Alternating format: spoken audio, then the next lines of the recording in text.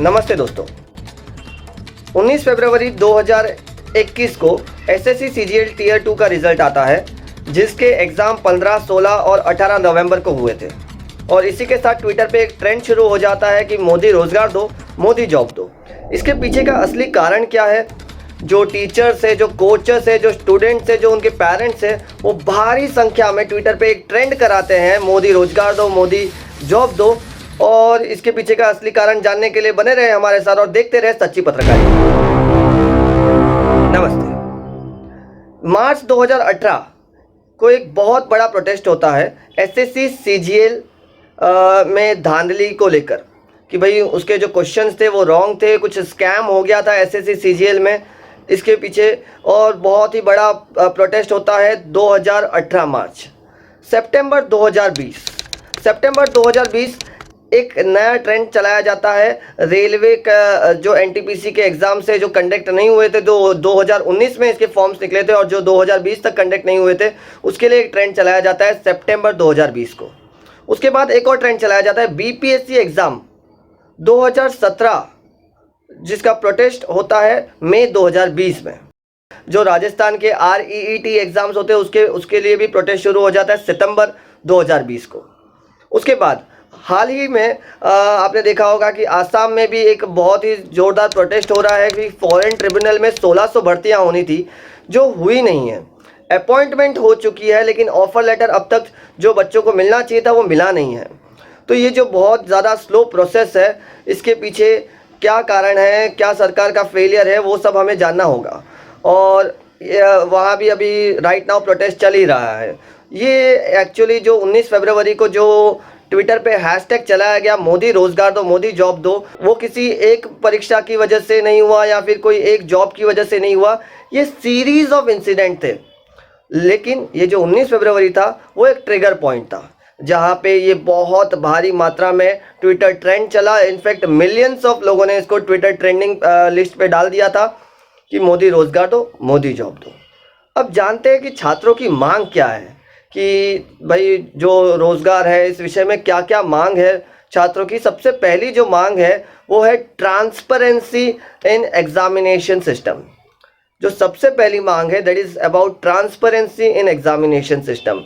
क्योंकि जो SSC CGL में जो धांधली हुई थी, जो स्कैम हुआ था 2018 में, उसको लेकर ये मांग उठी है कि भाई एक ट्रांसपेरेंट सिस्टम बनाया जाए। लेकिन यहाँ पर एक छोटी सी गलती बच्चों से भी हो गई है कि जब ऑनलाइन प्रक्रिया की बात की गई थी सरकार के द्वारा कि भाई जो एसएससी सीजीएल के एग्ज़ाम होंगे या यूपीएससी के एग्ज़ाम्स होंगे वो ऑनलाइन कराया जाए, तब ये बच्चों ने बहुत ज़्यादा प्रोटेस्ट किया, ये छात्रों ने बहुत ज़्यादा प्रोटेस्ट किया और ये मांग की कि भाई ऑफलाइन प्रक्रिया से ही सभी चीज़ों का रखा जाए। एग्ज़ाम जो परीक्षाएँ होंगी जो वो ऑफलाइन प्रक्रिया के थ्रू ही रखी जाए।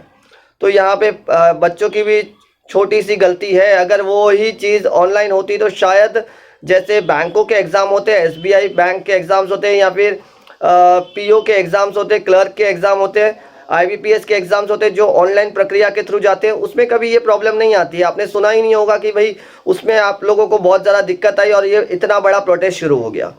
तो सरकार और बच्चों, ये जो दोनों के बीच का तालमेल है, ये कहीं ना कहीं मिसमैच हो रहा है और सरकार को कुछ ठोस कदम उठाने चाहिए और बच्चों से मिलकर इस बारे में बात करनी चाहिए। अब मुझे कुछ पॉइंट्स लगते हैं जो सरकार को जिसमें सुधार करने चाहिए, क्योंकि एजुकेशन सिस्टम पे तो मैं हमेशा बोलते आया हूँ, मैं एक शिक्षक भी हूँ और इसीलिए मुझे लगता है कि भाई हमारा देश हर चीज़ में आगे ज़रूर बढ़ रहा है, लेकिन जो शिक्षा प्रणाली है, जो एजुकेशन सिस्टम है और जो प्रक्रिया है, जिस तरीके से परीक्षाएँ होनी चाहिए, उसमें बहुत ज़्यादा सुधार की ज़रूरत है और बहुत ज़्यादा ध्यान आकर्षित करने की ज़रूरत है, जो सरकार हाल ही में नहीं कर पा रही है। शिक्षा मंत्री को सामने आना चाहिए था 19 फरवरी के बाद और छात्रों से बात करनी चाहिए थी।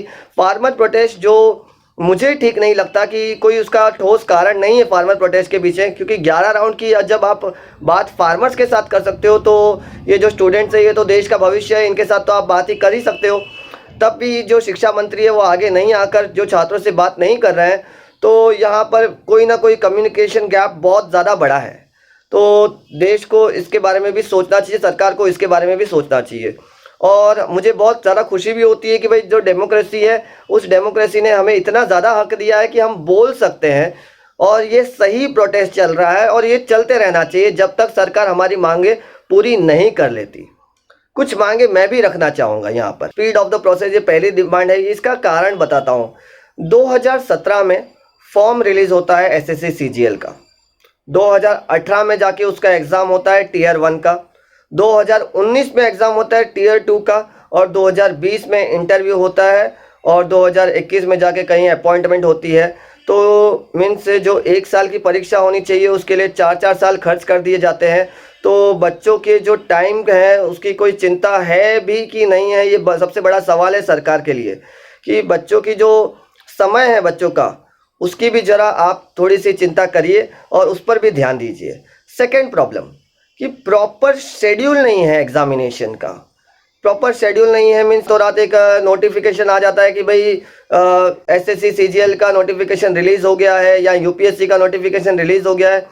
तो एक प्रोसेस होना चाहिए जिससे बच्चों को अंदाज़ा हो कि भाई ये पेपर मेरा अब होने वाला है, ये समय को तय किया गया है एग्ज़ाम, तो बच्चे भी अपना टाइम टेबल उसी हिसाब से बना सके। ये दूसरी प्रॉब्लम है। तीसरी problem transparency in examination system जो बच्चों को नहीं मिलती है, क्योंकि जो परीक्षा हो जाती है उसके बाद जो आंसर शीट रिलीज़ होनी चाहिए कि ताकि बच्चों को भी पता चले कि भाई वो कहाँ पर स्टैंड कर रहे हैं। अगर उनको लगता है कि भाई उनके मार्क्स क्वालिफाई करने के लिए जितने सही है तो वो टीयर 2 की तैयारी करे, और अगर नहीं है तो वो फिर से टीयर 1 की तैयारी कर सके। इसलिए आंसर शीट को रिलीज करना चाहिए। जो अगली बात है, अगला पॉइंट जो मैं उठाने जा रहा हूँ that is to introduce wait list. ये बहुत ही इंपॉर्टेंट बात है जो मैं उठाने जा रहा हूँ। कैसा होता है कि सपोज 100 लोगों को इंटरव्यू के बाद 100 लोग पास हो जाते हैं और उनकी अपॉइंटमेंट होने वाली है, लेकिन उसमें से सिर्फ 80 अपॉइंटमेंट होती है और 20 लोग वो जॉब छोड़ देते हैं क्योंकि हो सकता है कि कहीं और जगह पे उनको जॉब मिल गई हो। तो वो जो 20 भर्तियां खाली हो जाती है ना, तो 20 भर्तियों को क्या किया जाता है, अगले साल पे टाल दिया जाता है कि अगले साल जब भर्तियां होंगी उसमें ऐड कर दिया जाता है। बल्कि क्या करना चाहिए, जो 20 स्टूडेंट्स जो पीछे रह गए हैं ना, जो वेट लिस्ट में उनको रखना चाहिए और उसी साल में उस 20 बच्चों को भर्ती दे देनी चाहिए। ये एक स्टूडेंट्स की भी मांग है और मैं भी इस मांग के लिए सहमत हूँ, इस बात के लिए सहमत हूँ। अगली जो बात जो मैं करना चाहूँगा कि भाई एक प्रॉपर टाइम टेबल बनना चाहिए कि पूरे ईयरली पैटर्न में कब कब क्या क्या एग्जामिनेशन होंगे, कि टीयर 1 कब होगा, टीयर 2 कब होगा और इंटरव्यू कब होगा। ये प्रॉपर टाइम टेबल बनना बहुत ज़्यादा ज़रूरी है। और जो हाल ही में जो घटना हुई 15, 16 और 18 नवंबर की घटना, जहां पे 15, 16 का पेपर काफ़ी टफ आया था और 18 नवंबर का पेपर काफ़ी इजी आया था। नॉर्मलाइजेशन की जो प्रक्रिया होती है उस प्रक्रिया को लेके बच्चे काफ़ी नाराज़ थे। तो मुझे लगता है कि भाई जो नॉर्मलाइजेशन की प्रक्रिया है उसमें काफ़ी ज़्यादा सुधार की ज़रूरत है, या फिर बैलेंस्ड पेपर बनाने की ज़रूरत है कि 15, 16 को जितना टफ पेपर बनाया गया उतना ही टफ पेपर 18 को बनाओ, या फिर तीनों पेपर इजी बनाओ। अगर बैलेंस्ड पेपर होता या फिर नॉर्मलाइजेशन की प्रक्रिया सही से होती तो इतनी ज़्यादा तकलीफ नहीं आई होती। अब सरकार, ये तो भाई बच्चों की बात, छात्रों की बात, की छात्रों की क्या क्या डिमांड्स है। अब सरकार इस बारे में क्या क्या कर रही है, क्या क्या योजना बना रही है। तो जो सरकार योजना बना रही है that is about NRA। NRA means एक कॉमन एग्ज़ाम होगा, SSC, बैंक्स और बहुत सारे जितनी भी भर्तियां होती है, रेलवे की भर्तियां होती है, इन सबको लेकर सिर्फ एक सिंगल एग्ज़ाम कंडक्ट किया जाएगा, जिससे बच्चों के पैसे भी बचेंगे और वक्त भी। इससे क्या होगा, इससे एक बहुत बड़ा फ़ायदा होगा कि जो प्रोसेस है बहुत ज़्यादा स्पीड अप हो जाएगा। तो ये जो सरकार कदम उठाने जा रही है, लेकिन एक यहाँ पर भी समस्या है कि ये सब चीज़ें कागज़ों पर ही है, अब तक इसका कोई इम्प्लीमेंटेशन प्रोसेस देखने नहीं मिल रहा है। तो सरकार को जल्द से जल्द बच्चों के विषय में काम करने की बहुत ज़्यादा ज़रूरत है। अब एक पॉइंट और उठाया गया है बच्चों के द्वारा कि वैकेंसियाँ बढ़ाई जाए। अब मैं इस पॉइंट से बच्चों के समर्थन में नहीं हूँ, क्योंकि अगर आप देखो रेलवे NTPC की जो भर्तियां हैं उसमें 99,000 भर्तियां हैं, 99,000 वैकेंसी दी गई है। अब ऑलमोस्ट अगर SSC CGL को और रेलवे को और बाकी सभी को अगर हम लोग जोड़ दें तो करीब 3 लाख के करीब वैकेंसी होती है, और छात्र है 4 करोड़। जो सरकारी जॉब्स के लिए एप्लीकेशन भर रहे हैं। तो सरकार कोई भी हिसाब से 4 करोड़ लोगों को भर्तियां दे ही नहीं सकती। तो इसीलिए ये जो मांग है, ऑलरेडी 1 लाख रेलवे में भर्तियां हो रही है। तो अगर आप सोच रहे हो कि 10 लाख भर्तियां रेलवे में हो, 10 लाख भर्तियां एसएससी सीजीएल में हो, टीचिंग स्टाफ्स के लिए 10 लाख भर्तियां हो, तो ये कहीं भी संभव नहीं है कि एक क्लास में 10-10 टीचर्स पढ़ाए या फिर एक ट्रेन को 10-10 ड्राइवर्स चलाए, तो ये तो पॉसिबल नहीं हो सकता।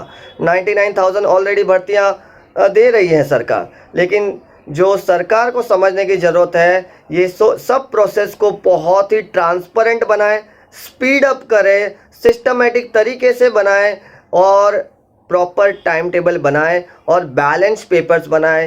ये सब डिमांड्स बच्चों की तरफ से, छात्रों की तरफ से रखी जा रही है, जिसको कोई मीडिया चैनल एड्रेस नहीं कर रहा है, जबकि ये बहुत ही इम्पॉर्टेंट डिमांड्स है। ट्विटर पे ट्रेंड कर रहा था काफ़ी दिनों तक और मुझे लगता है सरकार को कोई ठोस कदम इस पर भी उठाने चाहिए। इसी के साथ आपकी क्या राय है इस विषय में, आप भी कृपया करके कमेंट सेक्शन में कमेंट करके हमें बताइए। शुक्रिया, धन्यवाद, जय हिंद।